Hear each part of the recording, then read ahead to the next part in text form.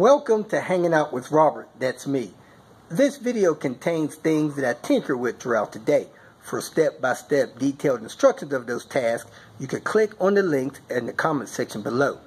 I plan on leaving this video accessible for about 30 days.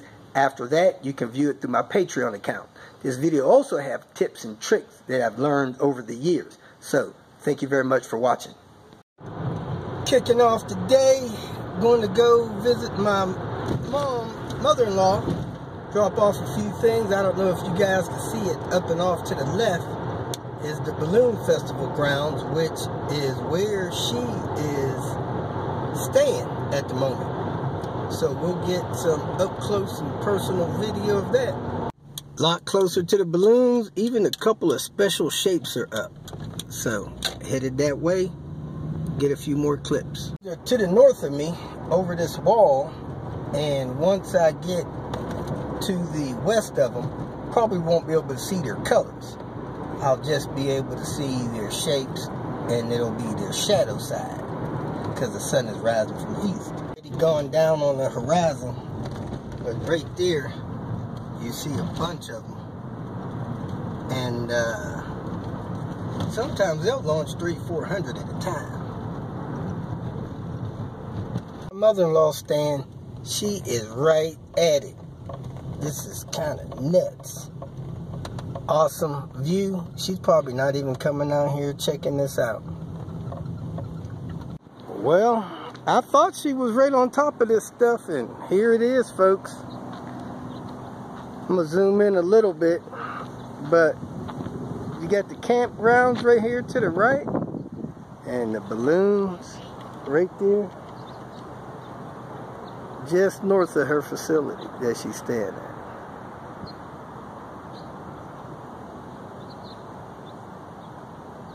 Dozens and dozens of countries come here to this balloon festival. If you ever come to Albuquerque, come the first week of October.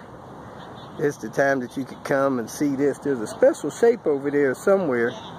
Looks like a guy. Oh gosh, I think that's the guy that played in Breaking Bad. Back at the gas station to check the mileage. I'm gonna check the actual mileage with a calculator against the cluster, against the scan gauge. So I'm pulling up to the same pump, and I'm gonna fill it up and run the numbers. So here goes nothing. I always use super unleaded. The only time that I've gone without using super unleaded is something like 89 octane is when I was on the highway cruising straight 75 miles an hour, 70 miles an hour for 3 or 4 hours, where I knew I was going to have to gas up again and continue my run. So I've done that a few times, but really 99% of the time I'm pumping 91 plus octane. Right, according to the car, I went 225 miles. I pumped 11.34 gallons. Divide that, 19.8 miles per gallon. When I come over here, 19.6 miles per gallon. So I'm getting a little bit more than the computer, but over here on my scan gauge, it says I'm getting 22.8 miles per gallon. So the scan gauge is about 10% high. Average speed, I think it said 25 miles per hour. Average speed over here is 24 miles per hour. So at the lower mile per hour average, the gas mileage is lower. Now, I think this car is probably running rich. I'm going to check it for vacuum leaks here real soon. And I'm going to possibly change the O2 sensor. I don't know how old that is, and that may be why the car is getting 20 miles per gallon instead of a little bit higher. Again, 19.8 miles per gallon when I ran the numbers on Queen Bee. Queen Bee is idling high, should be 840, plus it was reported running rich at the dyno. So I got some starter fluid, and what you do, you spray around the engine, vacuum lines and stuff like that, and if the idle change while you're spraying around, you found your leak. I even think I got a rich coat. So let me spray around here, see if I can find anything. My suspect is over here.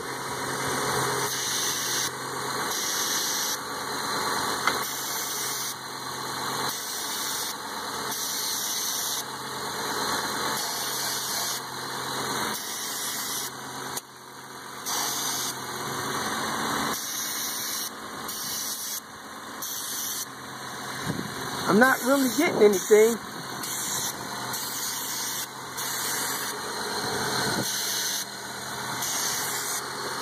So I'm not sure why it would be running rich.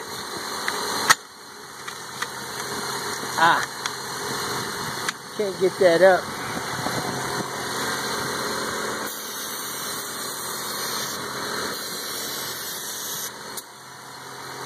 Something hissed over here.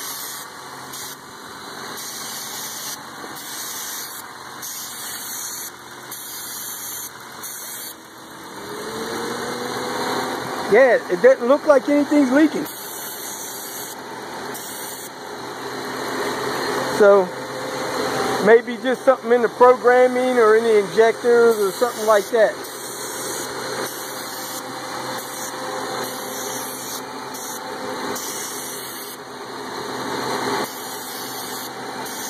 This stuff is flammable, so you gotta be careful. You might want to do it with a fire extinguisher around. You guys to a thing I learned about recently on my site, but I'm trying to read the mileage on here. They got a thing you can hook up with your phone through an app to do it. So we're going to check this and see how many miles this car has on it with the official Volvo tool. 800 series.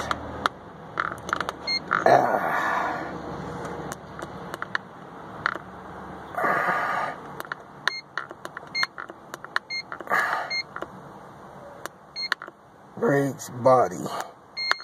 I think that's what we want, body.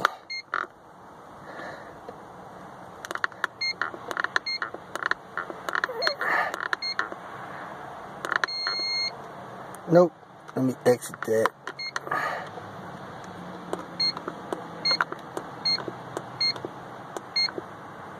Let's try service. No.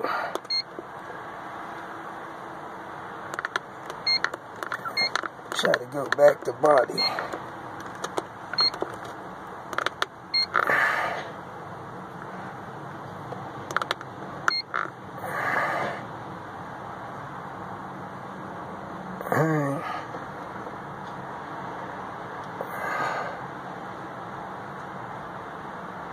Enter.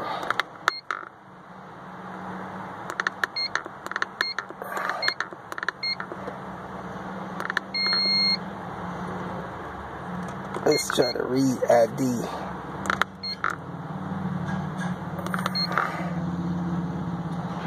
Let me figure out how to use this and come back. Finally found it. 199,546 miles. So it was on the Read Combi, Program Combi, Electrical. There you have it. My daughter took her car to Nordic the other day, and they told her that her head gasket leak. It also has a coolant leak down in her junction. They think the head is pushing coolant out of there. Anyway, they also told me that you could take the cap off the bottle with the car running. I didn't think you could do that with a pressurized system, but as you can see, Panther's running. It's up to temp. You could take the cap off.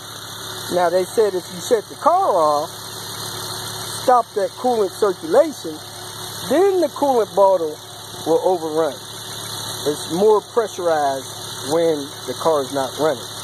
So if you need the top coolant off and the car is running, You could probably do it with the car running. As you can see, they're leveling the Panthers, sitting steady, even with the cap on. I didn't know that was possible. I stand correct. Learn something new every day. And helped Real Deal Phil. He was doing a heater core. Wrapped that up with him. He almost put one of the side up screws in the middle. That's a no-no. People do that, it leaks. They can't stop it from leaking. They get the wrong screw in there. Their brain won't let them loose. They're captive to the wrong screw. Whatever. Anyway, that's all done. We are rolling to the junkyard. Back at the Blue Beast, getting ready to put a gear in to the instrument cluster so the mileage can start counting.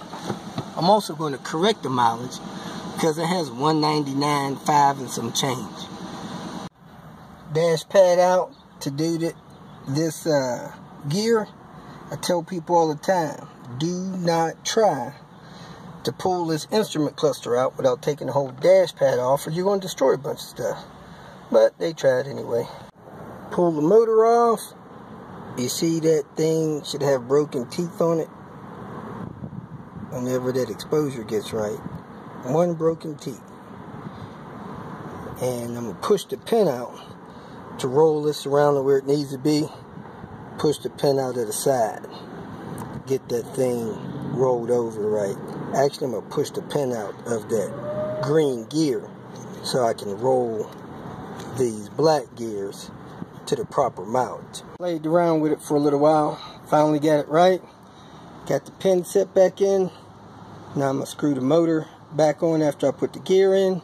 The gear is kind of tight, these new gears I got. Then I'm going to screw the motor on. Then I'm going to screw this back in the cluster. You got the reset thing in place. This is the best time to replace this with a trip computer. Also the best time to change those 4 bulbs if they're bad. You know it before you take them apart. So let me put the face back on. Put the screws back in the back of it. Set this thing back in the dash and put the top back on. If you feel that this information was useful, please like it and share it with your social media friends. You can subscribe to my channel so that you will get notifications of future videos that I post. You can follow me on Twitter, and if you need to contact me directly, please visit my website. And if you have any questions, leave them below, and someone or myself will reply to them. Again, thank you very much for watching.